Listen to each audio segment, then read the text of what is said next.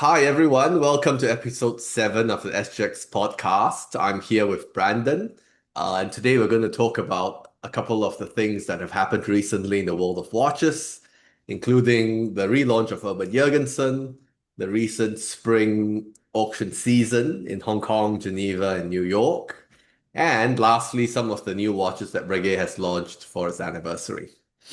So we'll start with Urban Jürgensen, which has really been in the news recently because of it's a small brand, but it launched itself in a big way. Brandon, any thoughts?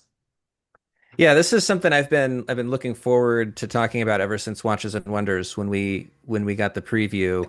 We obviously weren't allowed to take photos during that initial viewing session, but we saw these watches first day of Watches and Wonders, and for me they really loomed over the event. We weren't allowed to share that much about them or really talk about them, but.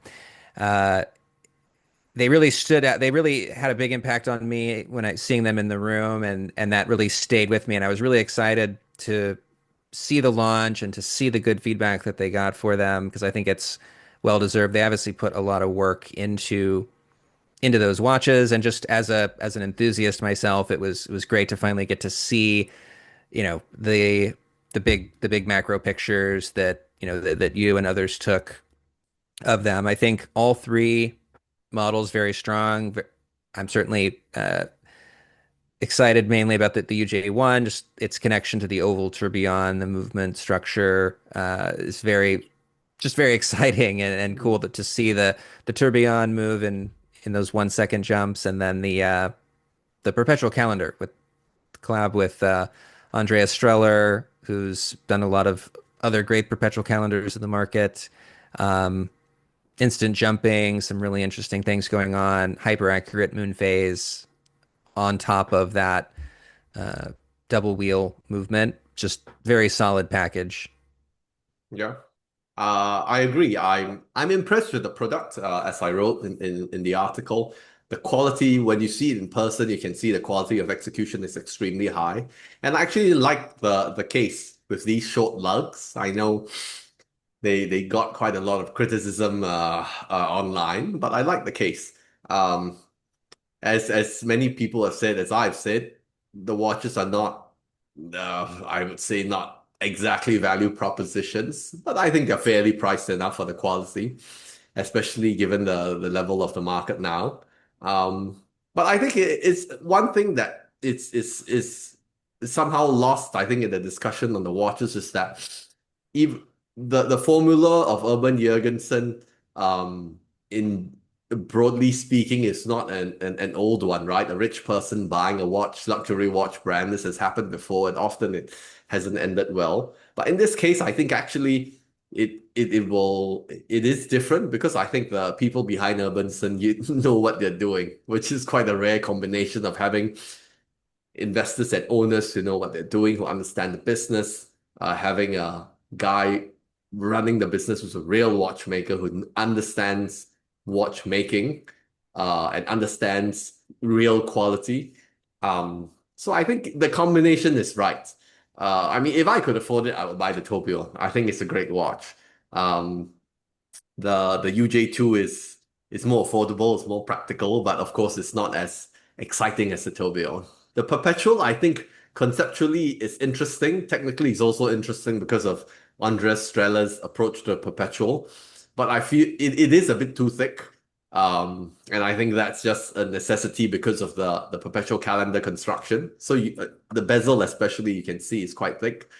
And also, even though no one at Urban Jurgensen would say this officially, I get the feeling that this perpetual is more of it's sort of a bridge between the first generation perpetuals and what Urban Jurgensen will develop in-house in the future.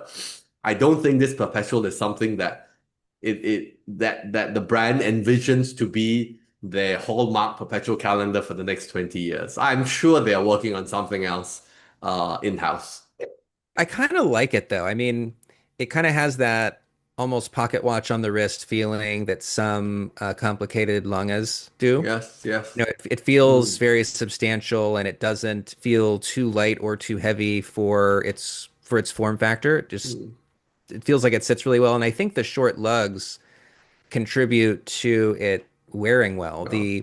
I share your sentiment on the lugs. I like them a lot. I by and large prefer very short lugs.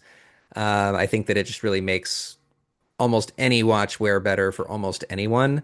Yeah. And the joinery of the way the lugs are attached to the case, just very seamless, very well done. And for a brand that always had distinctive lugs, those teardrop lugs Yeah. that are now going to be more, more just kind of associated with Voutilainen and then the vintage or neo vintage Urban Jürgensen. I think that giving it something that's unique there, Mm. I felt like that was nice continuity Yeah. from old to new. Mm. And you mentioned the joining of the lugs and the case. I think this is one of the small details that show the extremely high level of quality you see in the watch, because the lugs are all separate pieces and they're slotted into the case and attached with screws on the inside. But even under magnification, the joint, the seam is hardly visible. So the tolerances and the precision of the case making is really, really impressive. I mean, really, Kari deserves credit for managing to put together a watch that is really very high quality in a relatively short period of time. I think in 3 years they developed the entire collection.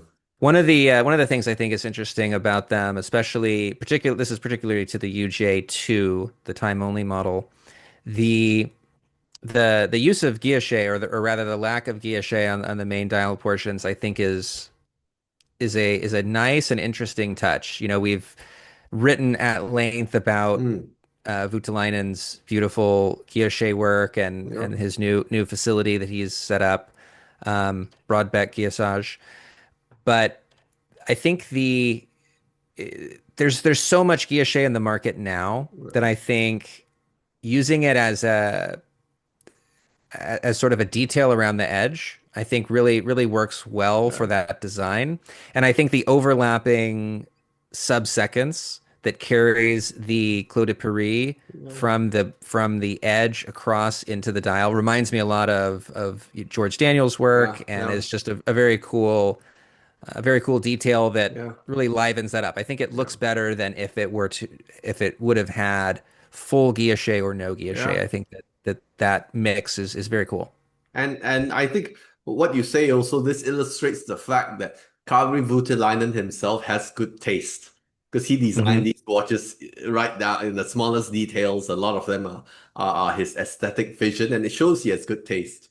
The irony is that sometimes you see Voutilainen watches on the secondary market that look kind of, you know, some of them to me are really ugly. And that's because these are specified by customers, right? These are all Hmm. custom orders. But the Urban Jürgensen watches show that Kari himself actually has very good taste and he understands classical watchmaking. Like you said, the way the dial is done reminds you of George Daniels, reminds you also a little bit of old Breguet pocket watches, Hmm. which really shows that Kari, he knows what he's doing. Yeah. Wow. Yeah, and all the way through to the movements as well, which utilize at least the UJ2 and 3 utilize the double wheel Yeah. escapement that he created. But the execution of the movements is really nice. I really appreciate the kind of minimalist frosted finish, the hand Yeah. engraved lettering. Just you know, hats off to them. It's a Yeah.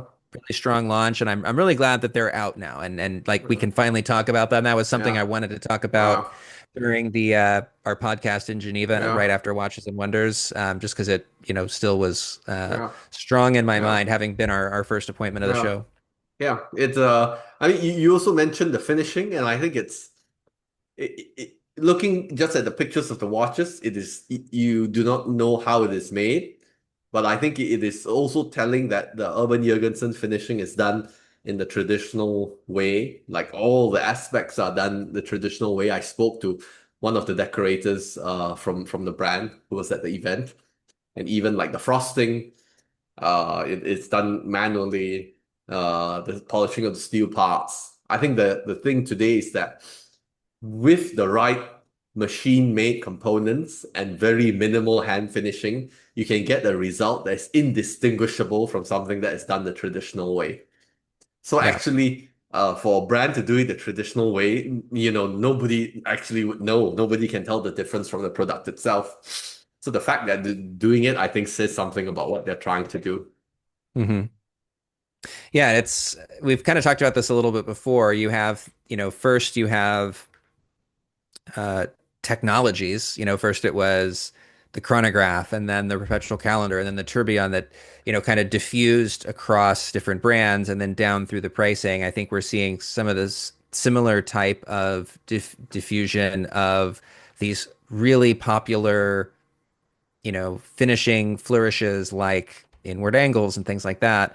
We're seeing, you know, necessity is the mother of invention. We're seeing people try to find ways to deliver these flourishes in their pieces, and not everybody has the manpower to do it the old-fashioned way. And so, we're seeing a lot of creativity, which in many ways is very good. We're seeing a lot of creativity in the, how people are machining these movement parts, and creating new and interesting things. But to your point, I think it is worth really highlighting and literally shining a light on the groups that are still doing it with a, more labor Yeah. intensive process. Yeah, I agree.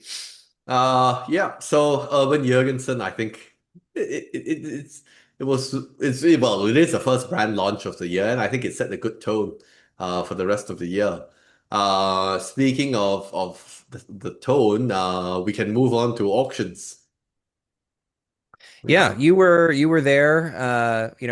You wrote a great summary of the event. We saw a lot of really interesting clocks, really a lot yeah. of really interesting pocket watches, some really kind of results all over the place for wristwatches. But be curious to hear your live impressions. Well, I think uh the trends that were already visible in past seasons have just strengthened. So like certain brands and watches that are popular have gotten even more so, despite everything, whatever economic or political, geopolitical uncertainty. You saw prices for FP Journe watches just keep going up for some of the watches I feel they deserve it. They are rare, they're special. Others, I have no idea why they sell for what they do. Of course, you saw like in Geneva, Philips had the tourbillon with Heart of Ruby Hmm. stone dial, which sold for a crazy price. And all that trend sort of continued all the way till New York, where I think it was Christie's that sold the black label Octa Calandria. Octa Calandria, they sold it for like a $500,000, which is also crazy. So the strength of demand for the brand it feels like what it was during the pandemic, Hmm. where everyone is desperate to buy and happy to pay a record price, which is less common, which is actually quite rare today for the overall market. But like I said, certain brands, certain watches are just really, really strong. It's the same Hmm. even for certain, like say the Patek 3970.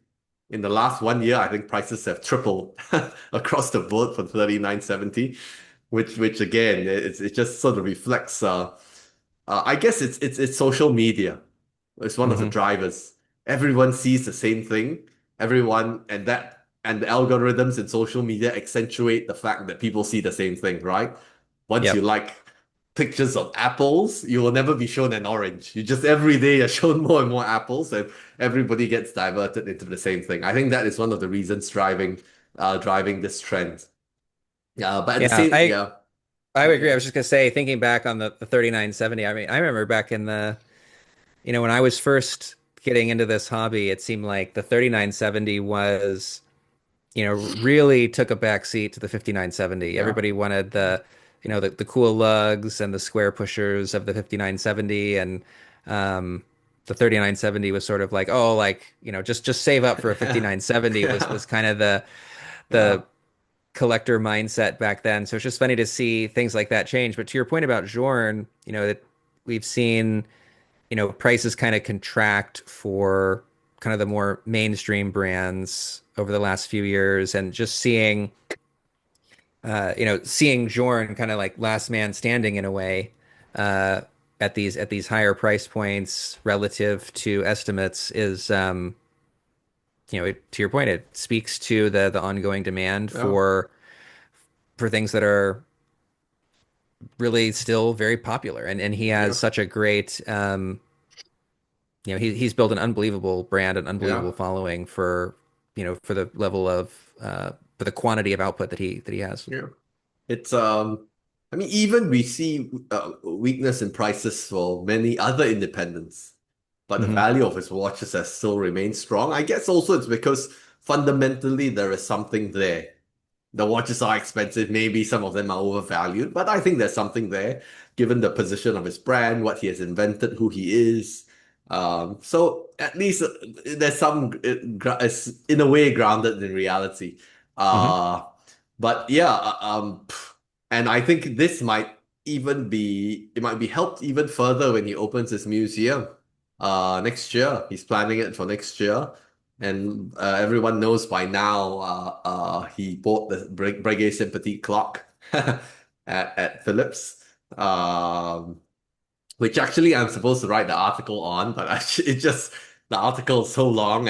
I'm only like one third the way through because I managed to speak to him after the auction, and we spoke for like maybe 2 hours about the clock and the history of the Sympathique. So yeah, I mean that will be published soon. Okay. Yeah. I know he mentioned before the auction that he wasn't going to service it. Is he going to Yeah. install it in the museum in its current condition? No, he will it will be serviced. It will be Okay. maybe even improved. Whatever that was can be improved. I think it will be. Hmm. So once it's installed in the museum, it will should be a perfect working clock. I think it will be yeah, it will be one of the highlights of the museum. Um like Yeah, no, yeah. no doubt. I mean, do you think are they planning to move the Janvier resonance clock from the manufacturer? That I don't know, actually. I Okay, never because that would asked. also be a Yeah. real star attraction in any museum. And but yeah, the museum will have his clocks as well as clocks or watches made by other brands, which is why actually he was also bidding on the Cartier Portico clock at Philips. Hmm. And I asked him why. He says it would look nice on display with his Breguet Sympathy clock. But I mean, he didn't win the Cartier. He didn't go that high.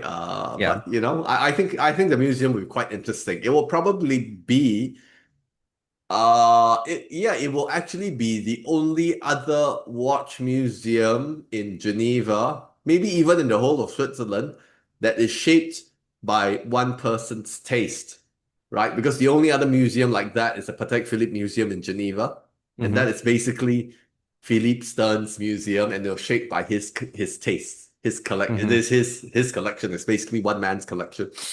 And the FP Journe Museum will be the same. It will be a museum that shows the career of FP Journe, but also his taste as a watch collector. Hmm.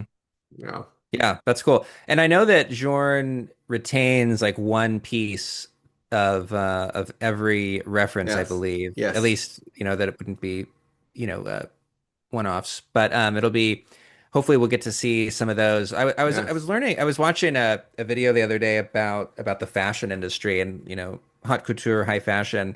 And it's interesting that a lot of designers and big brands in that space either because they just don't think about it or it would just be too complicated. They don't actually have an archive of past Mm. Yeah. designs.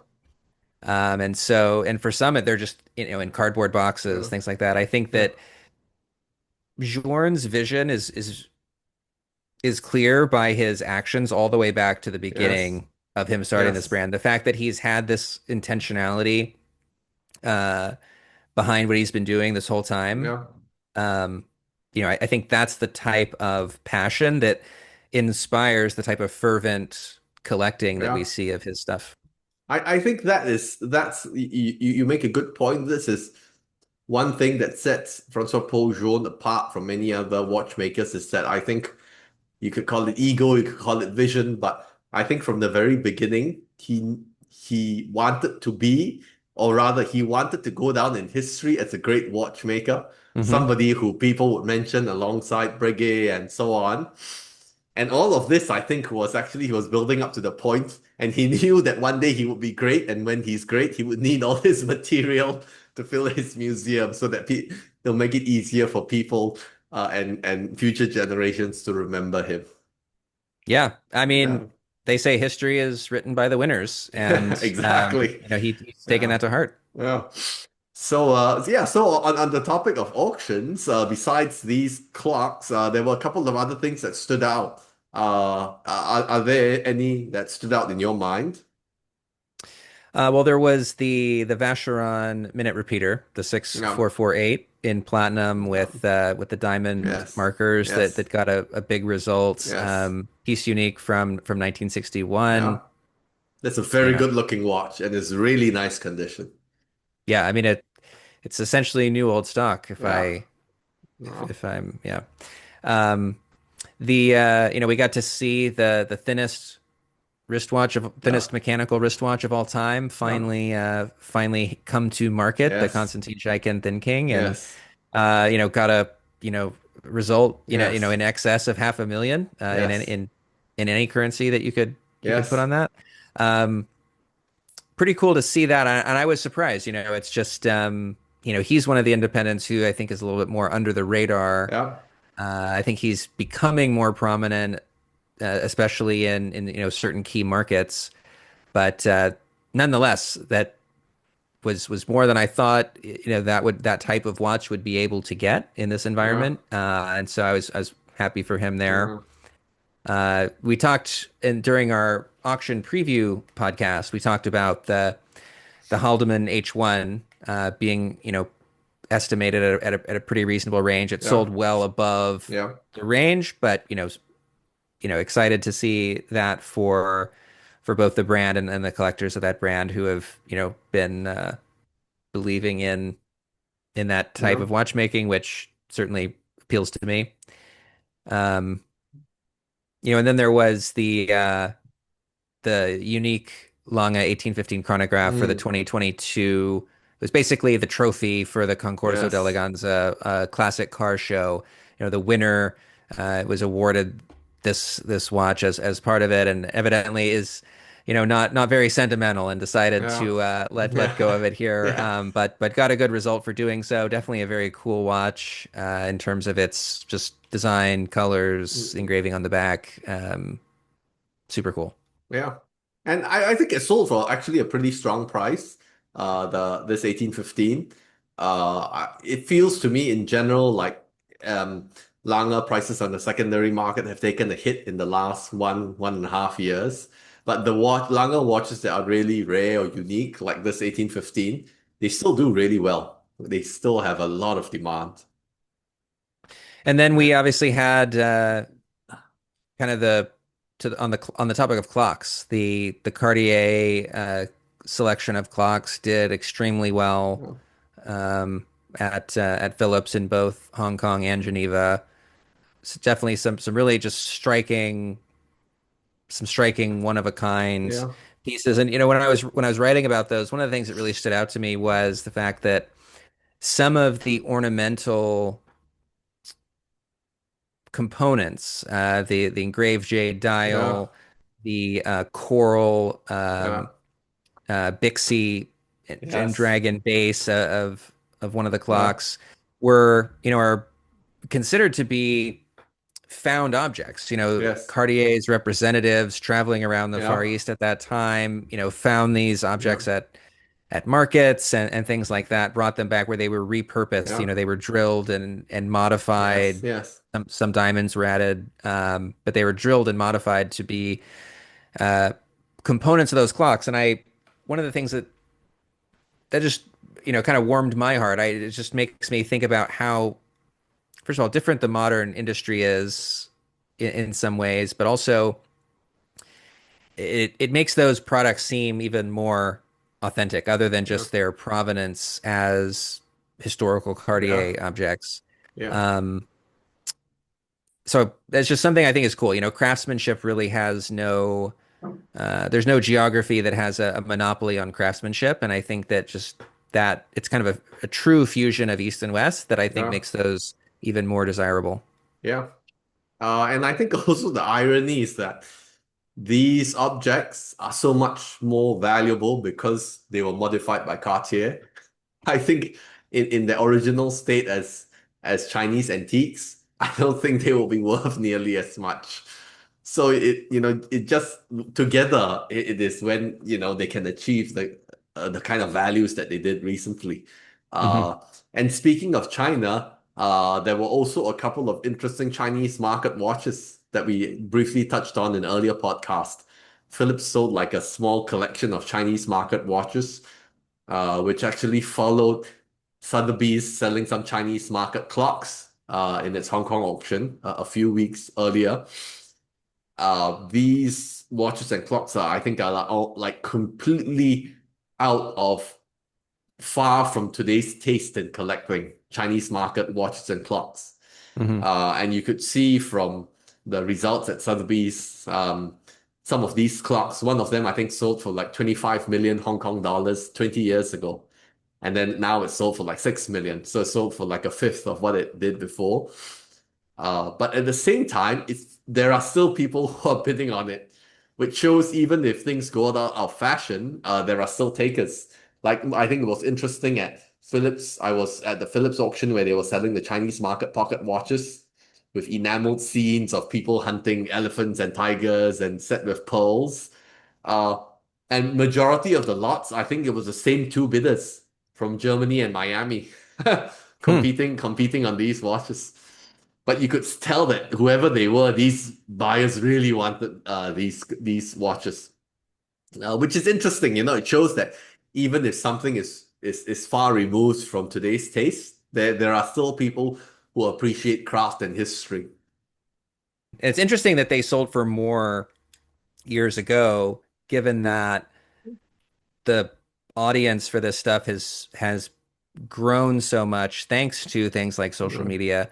Obviously not everybody that's brought in is ever gets down the rabbit hole far enough to see some of yeah, these, very esoteric yeah, types of things. yeah. But The point you touched on actually reflects um, the demand for watches, and the resulting values often also echo what's happening in the wider world.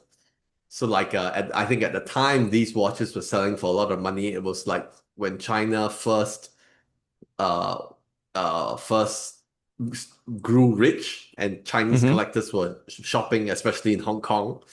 And that was one of the first things they bought, were Chinese market watches and clocks. mhm. But since then, you have seen the Chinese collectors evolve away from that into, wristwatches, vintage Patek, independent watchmaking. And the same thing could be said when, say, like Russia, after the Soviet Union fell, and, in the 15, 20 years after that, Russians were rich and they were also buying certain kinds of watches at like, the early 2000s. Which is also why in the early 2000s you see a lot of brands were making very complicated watches that were very big. Brands like Mhm. Ulysse Nardin, Greubel Forsey, big Christophe Claret. Christophe Claret. The watches were big, often all black with a lot of complications. Hmm. And these are the watches you'd see in shops in London, and they would sell a lot to Russians. And so I think this often the watches that are in demand, the watches that sell well, also reflect what's happening in the world. Yeah. Yeah. Yeah, and it's just a matter of, when taste shifts, that's where people can find, these kind of rare nuggets of value. Yes, Uh, exactly. the people that are still chasing these Chinese market watches Yeah. after everybody Yeah. else has moved on, they're Yeah. they're Yeah. on in their mind buying these things pennies on the dollar Yeah. compared to where they used to be. But I think that actually it's more difficult today because that's being a contrarian. And in the past, if you're a contrarian collector, in a way, you're collecting quite privately. But Hmm. today, collecting is often like a public performance. You see on Instagram, everybody has the entire collection, which Hmm. which goes back to our earlier point, which is where tastes converge because everything is also shaped by social media that just delivers you more of the same thing that you already like. It almost feels like it's like the norm to share your collection. Hmm. I've had like several people ask me if I wanted to do interviews to talk about my own watch collection, which I never do because I find it's just a bit embarrassing to talk about the watches I have when I know people who have collections that are so much better, bigger, more tasteful, and more accomplished than mine. Uh, but I think for many people, it is regarded as the norm that you should talk about your collection. It's just Hmm. part and parcel of collecting that you share it and you talk about it. Moving away from collecting, I think the last topic we are set to discuss is Breguet. The Breguet is celebrating its big anniversary and it's launched what, three, four major watches already. Yeah. Yeah. What are your Yeah, thoughts on what they've launched so far? well, we talked about the subscription on one of our past Oh, episodes, and I'm still a big fan of that. Between when we talked about it before and now, I got to spend a little bit of time with it in London, and it definitely wears a little bit larger than I expected, but I think that suits kind of the pocket watch mm, aesthetic. Overall, very convincing watch. The execution of the hour hand that curves following the camber of the domed enamel dial, the slight anglage and finishing on the kind of the Breguet opening there is really well done and just a super cool watch. I think I'm that to me still is by far the standout of what they've released so far. They kind of updated the La Tradition and but that's kind of just more of the same, just a slight kind of facelift on an existing model, and then the Type 20, which is very fresh in everyone's mind. I kind of have mixed feelings on the Type 20. There's a few details that I feel like are I don't know, just not quite mm. right, which we can talk about, but curious to get your take on them. Well, I agree with you actually. On most of them, I like the subscription watch. I think it's really well done. It's priced reasonably, I think, for the level of quality. And like a point I made in my story on the watch is that if a watch like this had been made by a new independent watchmaker who just started his brand, he could charge 80,000 francs for it and everybody would be all over it. He would have a waiting list of 100 people, you know? Yeah, they'd be like this. They So, would be like, "This is the watch we've been waiting for Breguet to make for exactly. ever since Swatch Group took So over." now Breguet has made it, and I think it's a great watch. It's done really well. The tradition is, I guess, less interesting because it's basically what they had done before with an enamel dial. But the irony is that even 20 years ago, when they launched the original tradition, already people were asking Breguet, please put in an enamel dial. It will look so cool. So it took Breguet 20 years to do it. Finally, they have. And so it's not a bad thing. Although I think it's a bit less interesting, because it's just basically a new look for an existing watch. Hmm. I think, and actually also we can touch on the tourbillon that they are launching just after we record this, but we can talk about it since since this podcast will go live after. Uh, they are launching the uh tourbillon. It's a mystery flying tourbillon. Okay. Yeah, I don't know if you've seen. It's actually in Dropbox. You can take a look at it. It's Dropbox, the folder Brigade Tourbillon. It's interesting. It's technically it's interesting. It's a sort of a variation of what Breguet has done before, replacing the conventional tourbillon with a mysterious flying tourbillon. The execution, as usual, looks top quality. I'm not so sure that the blue enamel dial is fits the fairly traditional identity of the Breguet brand. The blue enamel with an Hmm. aventurine-like finish is a bit too modern. But overall, I think it's an interesting and appealing update to the Breguet Tourbillon, which has been in the catalog probably for too long. Yeah, I'm looking at it now. I like the guilloche on the back instead of the front. I think that's pretty Yeah, cool. Um, I actually kind of like this. I don't like just the word tourbillon is just way too too big. big. Yeah, But I love they're bringing back the metallic hairspring. You can see it's got a yeah, blued over coil, and I yeah, think the way they've done the mystery here is cool. I was thinking it was just going to be a kind of a rehash with a three-armed carriage that they've been yeah, using forever since kind of the original Lamania yeah, days, but yeah. This is cool. I'll be excited to see live pictures of this. Yeah. I think it's pretty cool. The mysterious tourbillon concept is pretty cool. Although I think the fact that they made the tourbillon bridge so on the sapphire plate so long, you actually don't really notice it's a mysterious tourbillon until you zoom in. Hmm. Because at a distance, it still appears like it has a bridge. Yeah. Yeah, Yeah. I can see that. I think it just will kind of be in the eye of the beholder. I think depending on how familiar, people are with how these things are put together. Uh, yeah, I'm really interested to see how this looks once you see it moving. Do we have a video yet? No, I think the press materials only include the oh no, they don't. Okay. Yeah. Yeah. So I think Breguet is making good progress with its anniversary launches, and it'll be interesting to see how the year finishes for Breguet. Yeah, for sure. Definitely they are, I think, moving in the right direction. Yeah. I know that there's some thing like I said, I was telling you there's some things about the Type 20 that I don't like. I feel like Mm, the applied logo that sits up on top of the dial in the calligraphy yeah. uh, word mark is just, I know that it is more expensive and complicated to do that way, and to do it as well as they've done it is, difficult and shows prowess. I just don't think it looks good. I think it looks actually cheaper somehow. I Yeah. do actually feel the same way with some of the word mark from Audemars Piguet being Mm, applied on certain models as well. I feel like just, I don't know, mm. it looks kind of like a sticker in a way, Yeah. which is how some of them are put on when it's really thin like that.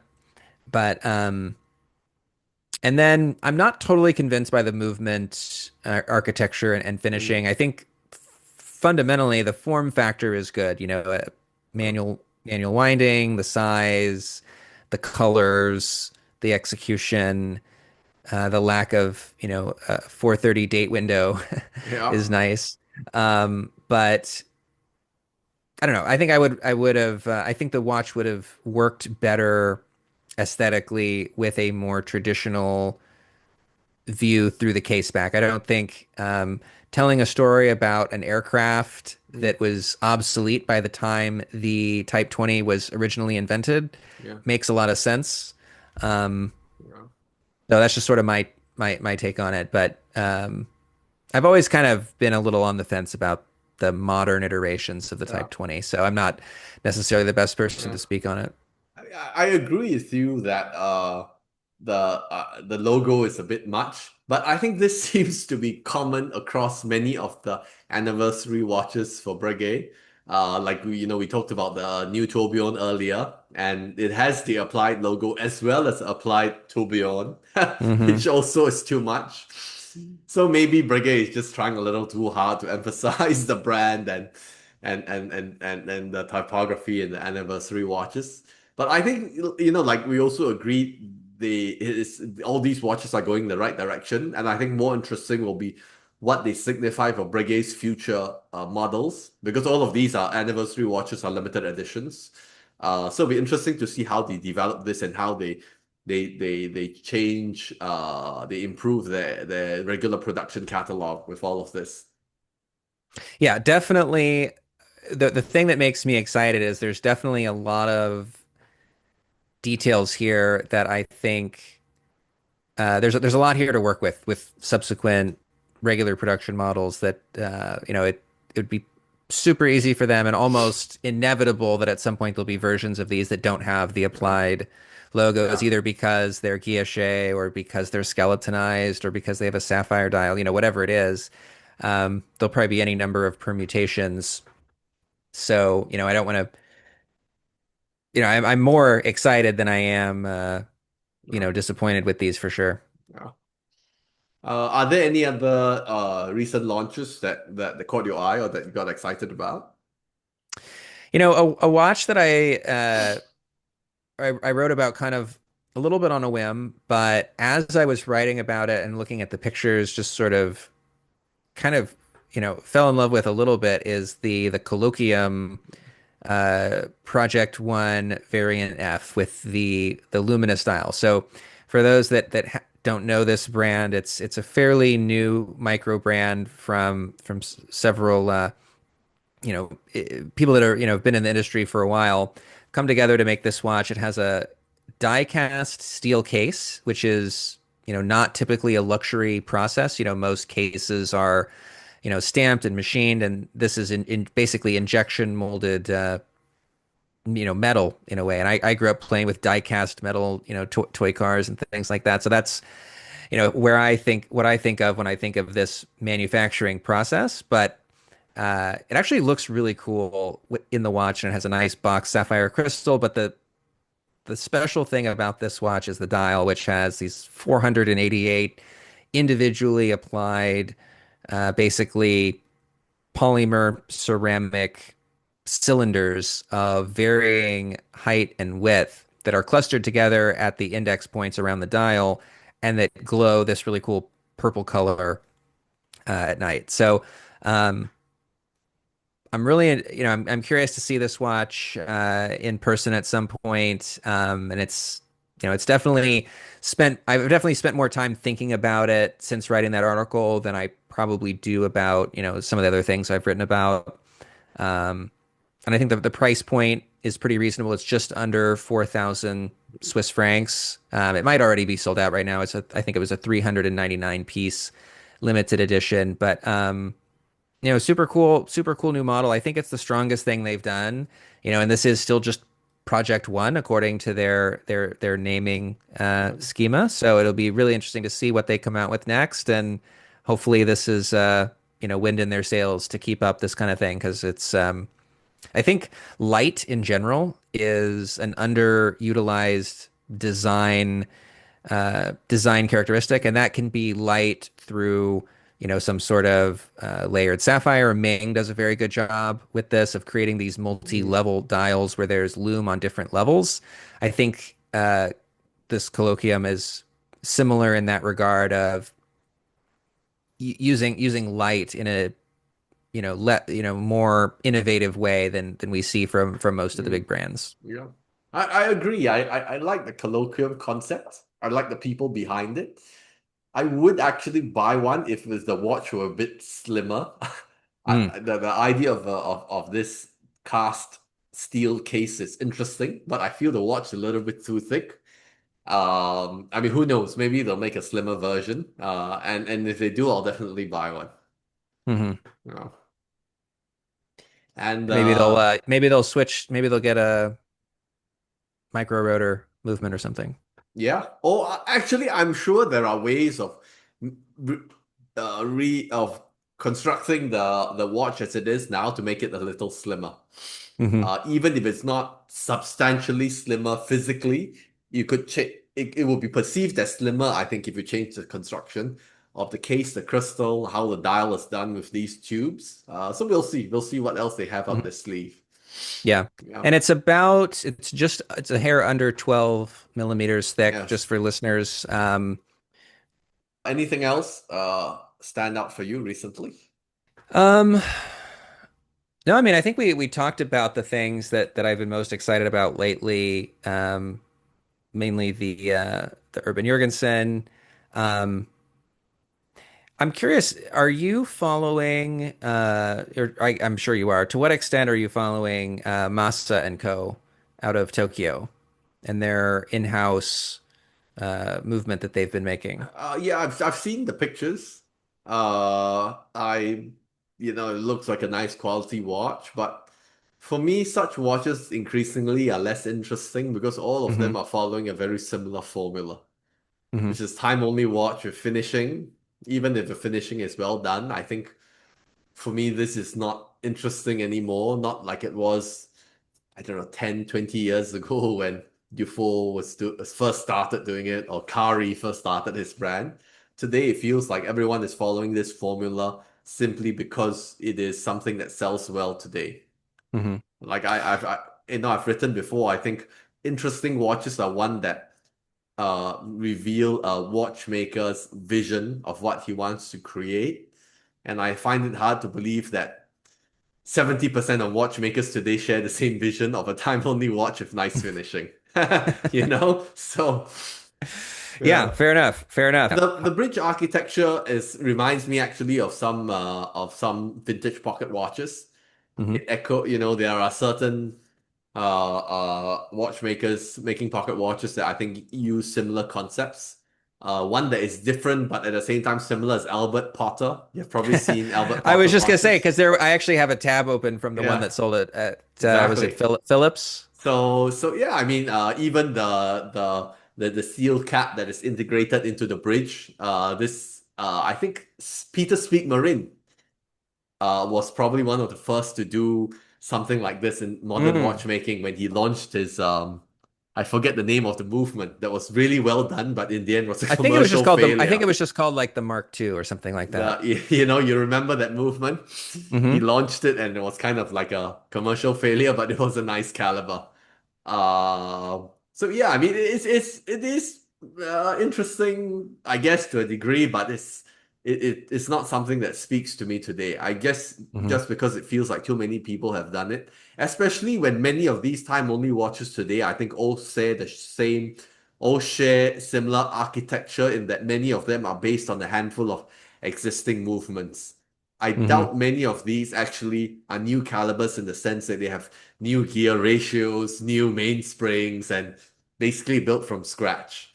So in a way, I think too many of them are just iterating on the same fundamental architecture and just trying to outdo each other by doing finishing, which is actually just time and manual labor. Hmm. Yeah, I Yeah, mean, to your point, do seven, does the vast majority of watchmakers share the same vision, or yes, is it a commercial proposition? I think yeah, to your point, I think there is certainly because these products are fundamentally constrained by, the manual labor of making yeah, them, you know, Acrivi only makes, 40, 50 pieces, Kari makes what he makes, and so on. There's certainly demand in excess of yes, the maybe, yeah, sub 200 yeah, number of pieces like this that yes. are made anywhere in a Yeah. given year. So, But I think also for me, beyond the intrinsic features and quality of the watch, the time at which it is launched also contributes to what I feel is the sincerity or authenticity of the mm, watch. Like, okay, Dufour did it now, what, 30 years ago. Kari did 2005, 10 years, 20 years ago. Acrivia launched the RRCC one in 2018. I mean, he launched it early enough that back then you could buy any version you wanted. There was zero mhm, waiting list. So I think when watchmakers do this, I think it shows that they, or even Francois Peugeot, what he was doing when he did it, I think it mhm, shows a different kind of vision. And even I think the same for me applies to big brands. Watches like the Royal Oak and Nautilus are what they are because they were launched at that point in time. To me, the sports watches that were launched in the last, I don't know, 4 years, 5 years, when everybody's launching the same thing, to me, they don't feel as authentic because they are just launched to cater to a particular trend in the market. They do not reflect any sort of creativity or ingenuity or vision because they were just created because everyone knows that customers wanted a watch with an integrated bracelet in stainless steel with a blue dial. So that's why we saw an endless number of them for a period of time. yeah, yeah, that is still going on. Yeah, so and also like to your point, this because the watch industry has a lot of inertia. Hmm. I think the fad for such integrated bracelet sports watches has sort of cooled down a lot, yet we still see them. And we will continue to see these time-only watches for quite some time to come, even if demand for them slows. Yeah. But Do you think we'll see a return to like I know we have seen this in a little bit already. We had the code 1159 yes, Universal. We have the yeah, new Solaria from VC. yes. Like, do you think we'll see more kind of super complications? I think we won't see more of them, but their brands will always launch them because number one, they are good for marketing, good for publicity because they're so complex, and also because there's a very small number of collectors in the world who buy watches like this. Hmm. And I did the tiny number of people uh, who buy multiple watches like this. Most brands know who they are, they know what these people want to buy, and so the brands will have to cater to people like that. Yeah. Wow. Yeah, the fruit salad complications, I think, is what Philippe Dufour Yes. called them when he Yeah. came to market with the simplicity. Yeah. And I think, but such watches, I think, have a certain appeal in the sense that not only are they very complex and technically impressive, when you wear a watch like this, it feels special because Hmm. they're inevitably very big. And even if they're stainless steel, they tend to be very heavy. They Hmm. feel like a special watch. Some of them feel like actually you're wearing a pocket watch. Yeah. But, And I it feels good. Yeah, and one of the things I do like about some of the new stuff, and I'll specifically highlight Vacheron here, both the Solaria and a few years back the Celestia. They're delivering these kind of grand. Also, I'll highlight Journe in this as well with the Astronomic. They're being more creative with selecting which complications to include, and also the design of the displays are becoming very interesting. Yeah. Uh, the Celestia has basically a real-time picture of where the moon is relative to the Earth in a couple of different ways, and Yeah. it has the kind of Lange style day-night indicator that runs behind the moon phase. These are very, very thoughtful, very cool, very technical details. Whereas, at the beginning of this fad in the 90s, it was sort of the same mix. Whether it was IWC or Yeah. Blancpain or Audemars Piguet, it was a tourbillon, a minute repeater, and a perpetual calendar and a split-second chronograph. And that was Yeah. sort of like what a Yeah. grand complication was. Yes. And so it's nice to see that even when Yeah. Lange came out with their grand complication, basically the same set Yeah. minus the tourbillon. Um, but it's nice to see more exploration and design. I know it's more expensive for brands to come up with these new types of Yeah. displays and multi-level dials and you know uh, discs that are overlapping in different ways underneath the dial. But for those that do, just a little bit of extra kudos to them, and those watches are extra special. Yeah. I think this has been helped by the advent of computer design for movements. Hmm. I think this constructing a movement on the computer has like changed watchmaking. And I think this will only get more pronounced as the technology in constructing and sort of doing trial and error on the computer model instead of actually having to produce a movement makes things a lot easier. Like Hmm.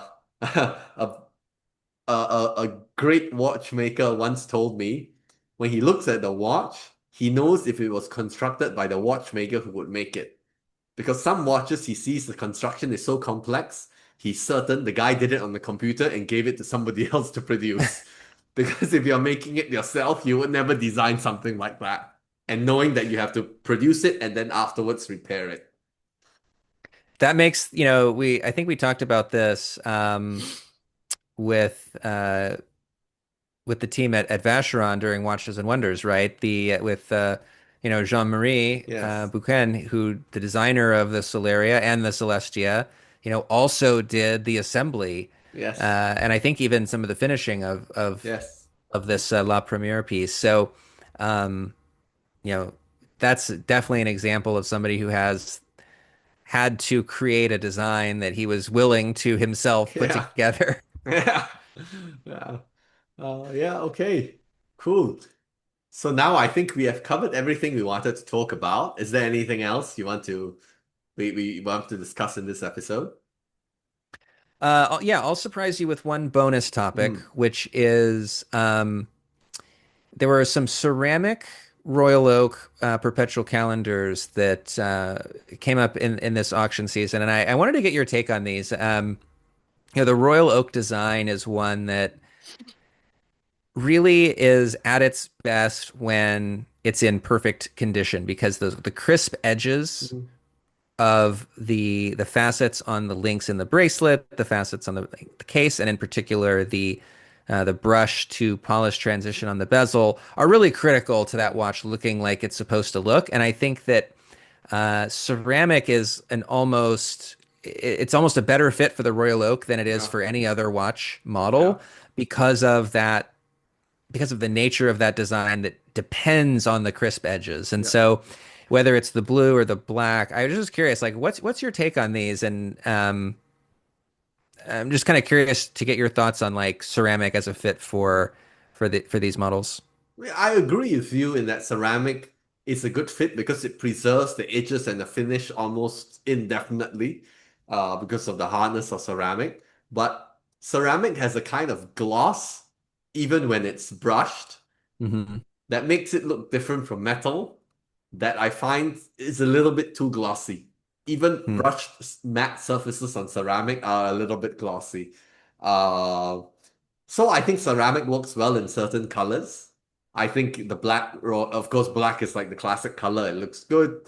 White is also okay. But some colors like blue, I think are terrible. You know, to me, the blue ceramic Royal Oak Perpetual Calendar is terrible. I think it looks awful. And I can imagine there are, I'm sure, well, Hublot has done red, bright red ceramic, bright yellow. I'm sure all the other brands have experimented with bright colors as well.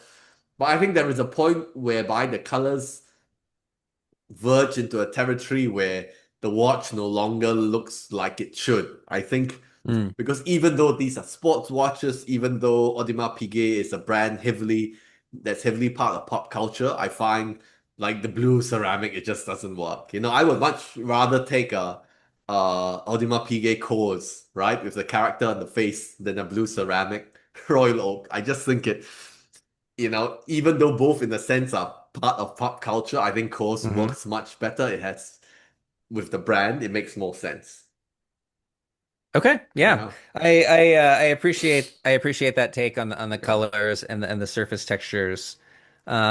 The especially since I'm right now I'm actually working on an article about one of the Hublots that we yeah, saw yeah, at Watches and Wonders that I think is a pretty impressive yeah. use of colored ceramic, and they've avoided that trap of a glossy matte finish by Yes, making it full gloss that almost yes, has this finish like yes. almost like an automotive Mm. finish. This has a lot of depth to it. So, um, You mentioned the automotive finish, and actually the bright ceramic I like is Hublot's red ceramic. mm. I think that's really cool. I guess Hublot would never say this officially, but I'm guessing that the red ceramic was developed for the collaboration with Ferrari that has already ended. But I think the red ceramic chronograph looks really cool. Okay, Yeah. it might look silly to some because it's entirely red and it's bright red, but I think it looks cool. If I ever bought a Ferrari, I would buy one of these Huplos. Because I think it just looks good. Yeah. Yeah.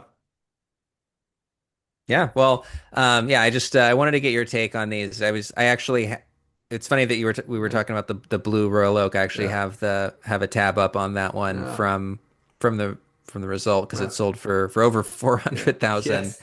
in New York, which But actually, I forgot. Actually, one other thing about ceramic that is a point that I don't know whether it's good or bad.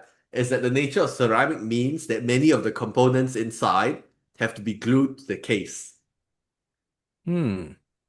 Because ceramic cases are always an outer case with either steel or titanium inner case that Hmm. contains a movement, and the case back is screwed into the metal inner case. Right. Because you cannot screw something into the ceramic case. If you look Yeah. at all the ceramic watches, that's almost always how they're constructed.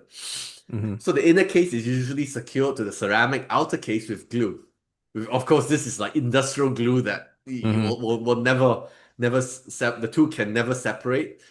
But still, I think that is adding a kind of technology into the watch that is non-traditional, right? Yeah. Especially in a world where all collectors seem to be talking about hand finishing and all of that. This is like completely at odds with with I think most people's concept of traditional watchmaking. That's a really good point, and it actually kind of touches on uh, a topic I've been thinking about lately, which is kind of in the context of Masa and Co. And, kind of in the context of people like Keaton Myrick, but also the, uh, folks like Dan Frimfershaw, if I'm saying that right, Mm, who started out their careers in restoration.